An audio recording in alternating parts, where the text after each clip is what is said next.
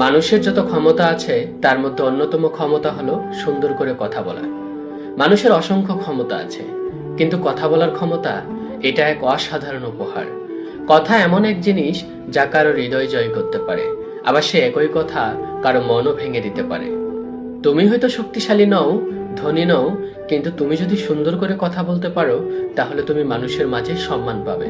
ভালোভাবে বলা একটি কথা মানুষের সারাদিনের ক্লান্তি দূর করতে পারে। আবার ভুল সময়ে বলা একটি কঠিন কথা সম্পর্কের ভিত্তি নষ্ট করে দিতে পারে।